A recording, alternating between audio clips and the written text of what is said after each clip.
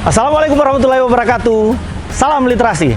Halo sahabat literasi di Kabupaten Mamuju. Saya mau mengajak kita semua untuk menyaksikan program Macarita, Macaka Literasi. Program ini kita inisiasi untuk mendiskusikan berbagai hal terkait perkembangan literasi di Kabupaten Mamuju serta aktivitas-aktivitas literasi yang dilakukan di Kabupaten Mamuju, baik itu di tingkat lembaga pendidikan, di komunitas-komunitas pegiat literasi, maupun sampai ke tingkat desa. Untuk itu saya berharap kepada kita semua di Kabupaten Mamuju untuk memberi supporting, menyaksikan program Macarita di kanal YouTube Dinas Perpustakaan dan Kearsipan Kabupaten Mamuju. Salam literasi dan panjang umur, semua kebaikan. Assalamualaikum warahmatullahi wabarakatuh. Kembali lagi kita di Macarita, Macaka Literasi. Dan tidak terasa ternyata kita sudah masuk ke episode 9. Nah, teman-teman, biasanya kalau kita bicara tentang literasi, itu selalu ada figur yang menonjol di satu komunitas, di satu organisasi, yang kemudian diikuti oleh para anggota-anggota di dalamnya. Nah, yang menarik, kita jalan-jalan ke Kaluku, ada satu komunitas yang ternyata konsep gerakannya itu gerakan kolektif, yang sangat egaliter, yang sangat setara satu dengan yang lainnya tanpa mengenal konsep-konsep yang sangat struktural, yaitu Senyawa. Oke, saya di sini sudah ada teman dari Senyawa. Kalau mau dibilang ketuanya juga kayaknya bukan. Karena di sana konsepnya tidak ada struktur ya. Saya pernah bercakap-cakap dengan anggotanya. Nah, ini ada teman dari Senyawa namanya Ikram. Ikram. Biasa dipanggil Jack juga. Jack, ya bisa dipanggil Jack. Ikram. Ini agak jauh memang ya. Tapi sudah seperti itulah. Jadi kita panggil Ikram atau Jacky? Jack saja lebih Jack. akrabnya. Oke. Nah, apa kabar nih Jack di hari ini? Alhamdulillah sudah lumayan agak baikan ya dibanding hari kemarin karena sempat sakit juga, tapi alhamdulillah hari ini sudah bisa beraktivitas seperti biasa. Semoga tidak dipaksa baikan ya. Gara-gara ini yang dipaksa. Alhamdulillah tidak ya. Alhamdulillah tidak. Karena beberapa waktu belakangan waktu saya chit-chat sama Jacky itu memang kondisinya kurang sehat. Iya. Baru bisa bergerak saat hari ini ya. Kemarin-kemarin itu baru sakit saja, susah untuk bergerak. Jadi kita mengucapkan banyak terima kasih karena beliau sempat hadir dengan kita untuk mengisi podcast episode 9 ini. Nah, sekarang pasca ini sudah selesai kuliah kan, sudah lama. Iya, sudah. Aktivitasnya banyak apa sekarang? Aktivitas sekarang itu kalau kemarin-kemarin kan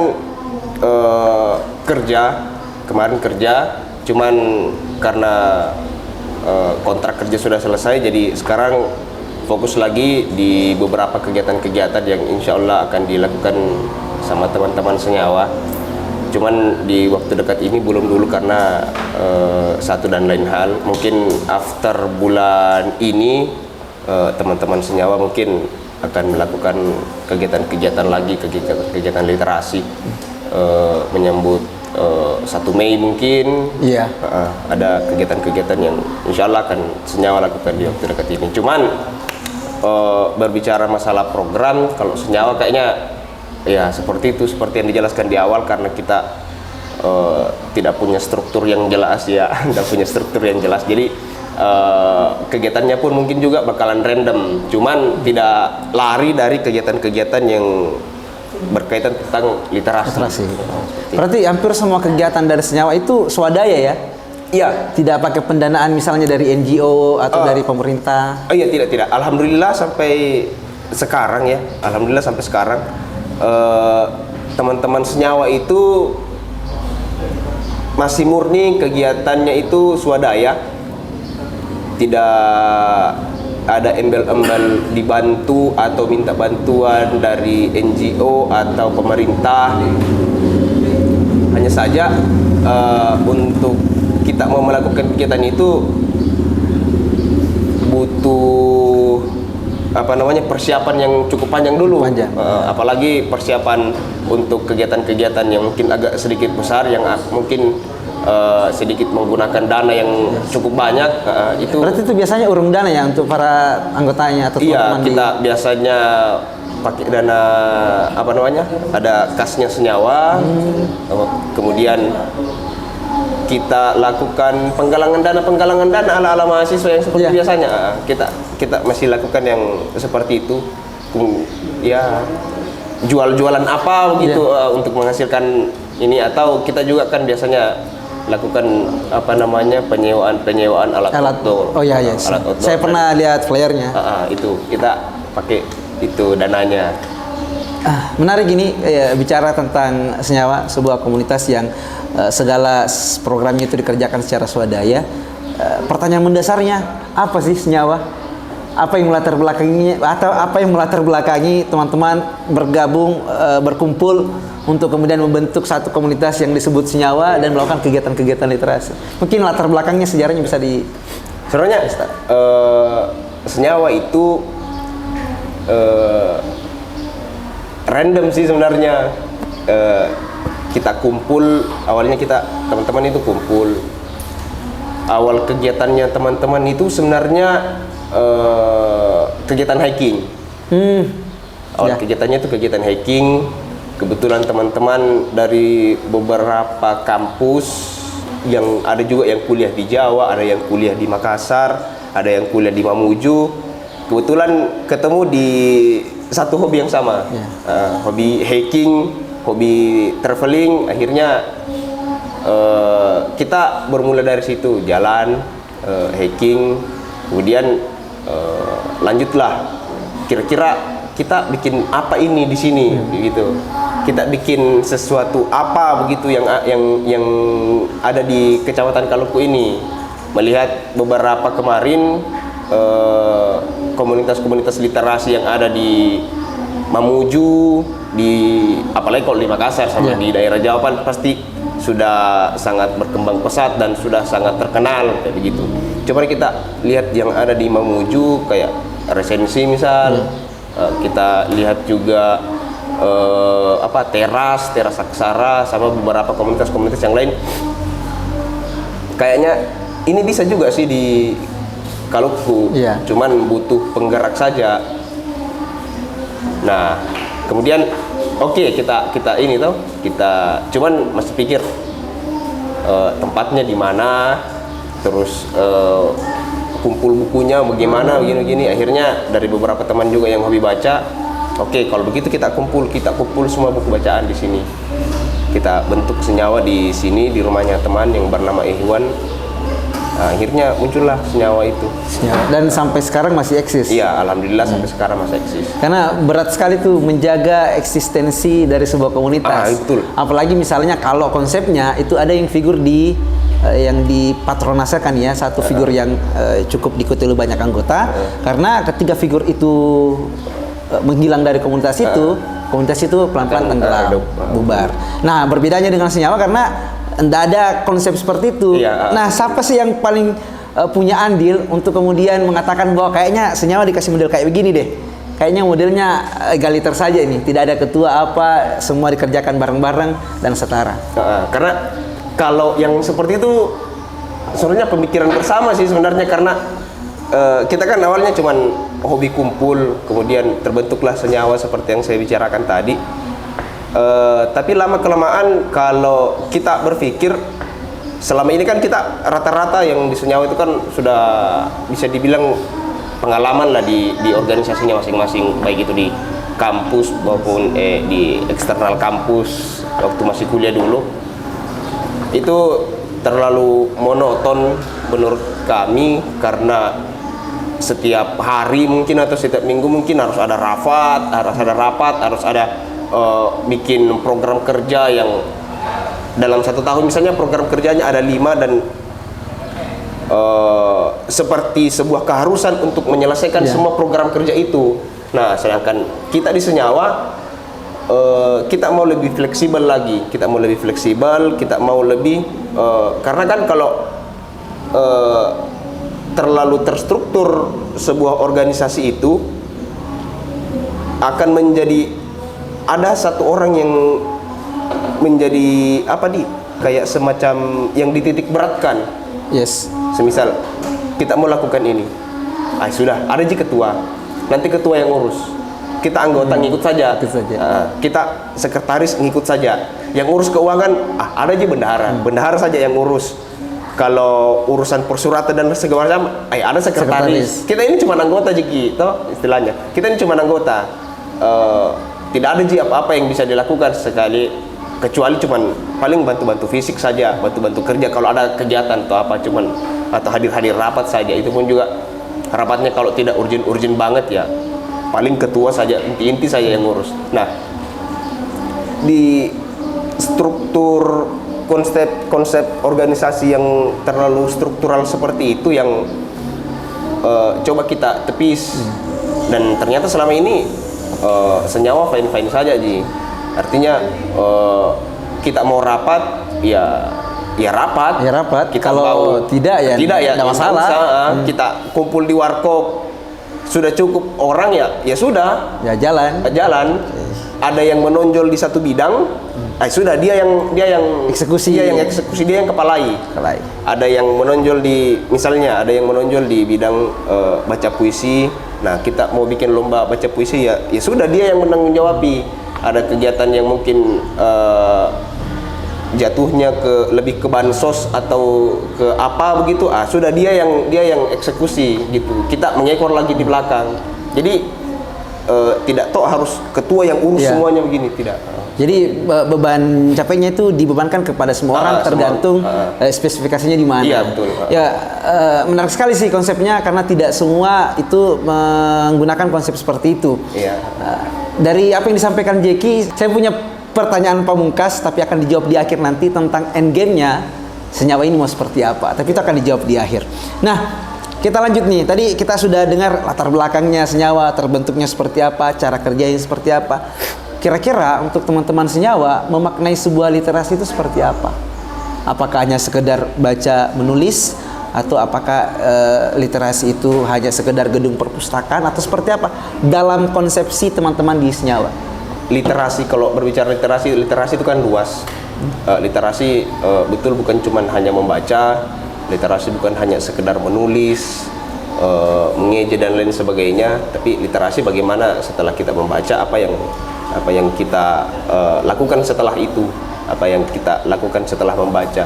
Mungkin lebih dari sekedar menuangkan isi kepala dari apa yang sudah banyak kita baca, kita tuangkan dalam bentuk tulisan, tapi kita tuangkan dalam bentuk yang lebih praktis lagi di kehidupan sehari-hari. Jadi kalau kami di senyawa memaknai literasi itu adalah bagaimana kita menjadi sosok yang dilihat berguna untuk orang lain.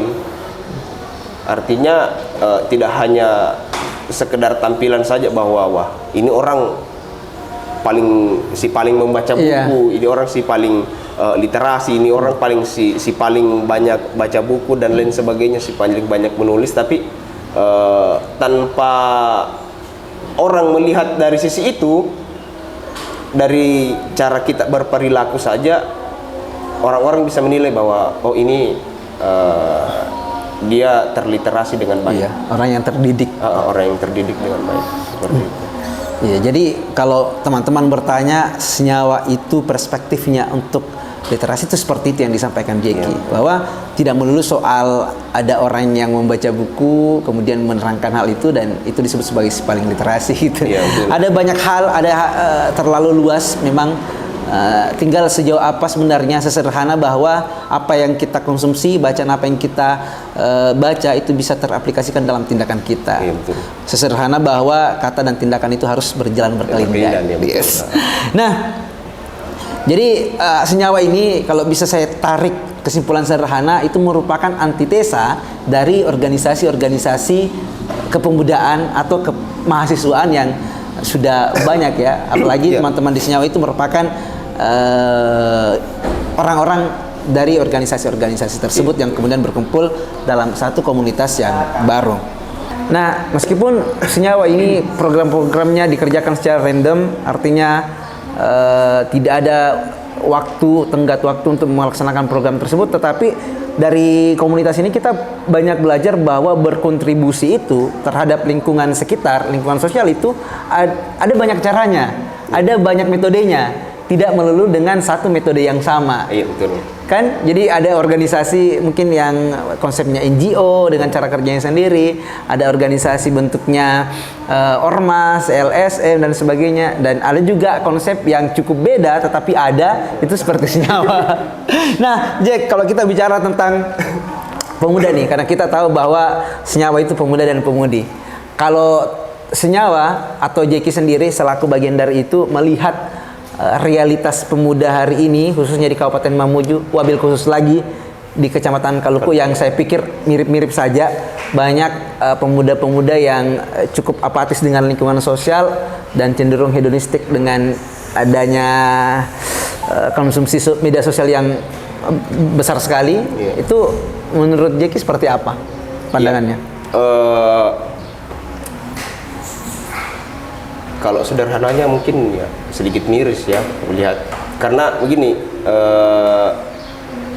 di era gempuran data sekarang, era tsunami informasi, kita kan akan sangat sulit membendung informasi itu, apalagi penggunaan gawai yang sekarang ini sangat masif, bisa dibilang 24/24 kayaknya itu HP ndak lepas ya dari kita, dari bangun sampai tertidur. Iya, dari bangun sampai bangun, bahkan ada ya sampai orang yang nonton film sampai ketiduran baru ternyata filmnya yang menonton dirinya.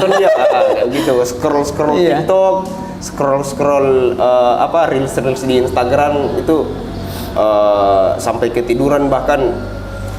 Nah, berbanding dengan keseringannya kita membaca buku, misalnya 1-2 lembar mungkin ya sudah, buku yang baca kita. Sedangkan kalau kita bermain HP, bahkan saya pun juga masih merasa waktu 2-3 jam scroll HP itu kayaknya masih sangat sebentar ketimbang kita harus baca buku 2-3 jam, itu sangat lama sekali. Sangat lama sekali itu kalau kita baca buku 2-3 jam. Sedangkan kalau kita scroll TikTok itu tidak dirasa, ternyata kita scroll siang tahu-tahu sudah maghrib, sudah asar. Itu real adanya yang terjadi di Kaluku, di Mamuju juga pun saya rasa seperti itu. Karena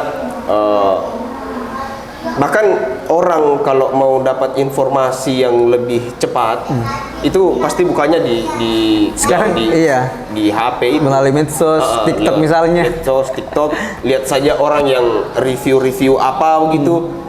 Oh sudah, saya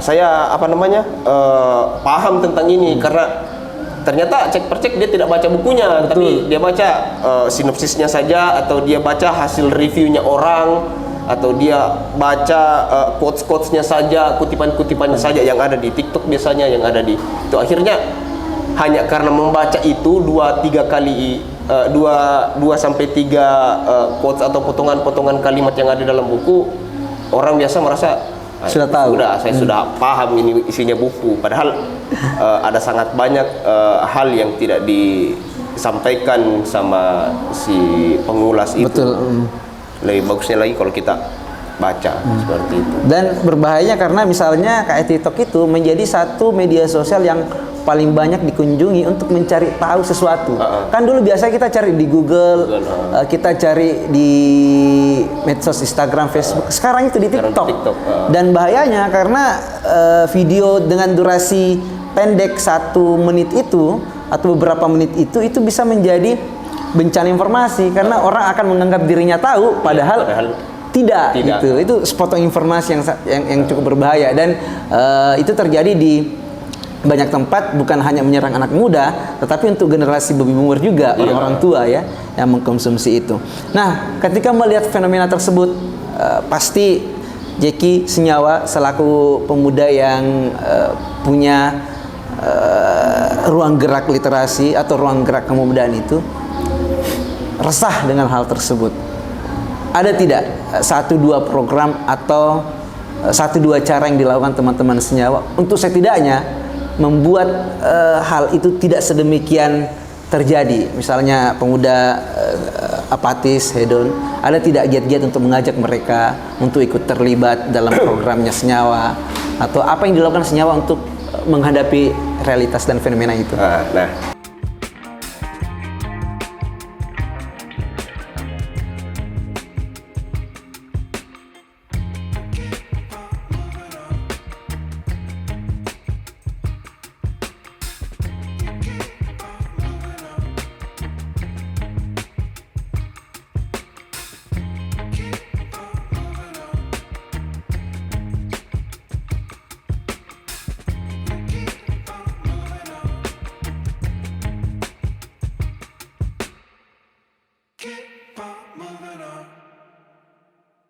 selama kamu tidak merugikan orang lain, ya sudah, jalan saja. Toh pun juga ada orang lain yang dirugikan, apapun yang kita lakukan pasti ada yang merasa dirugikan. Entah itu kita berbuat kebaikan, toh orang yang berbuat keburukan juga akan merasa dirugikan. Betul.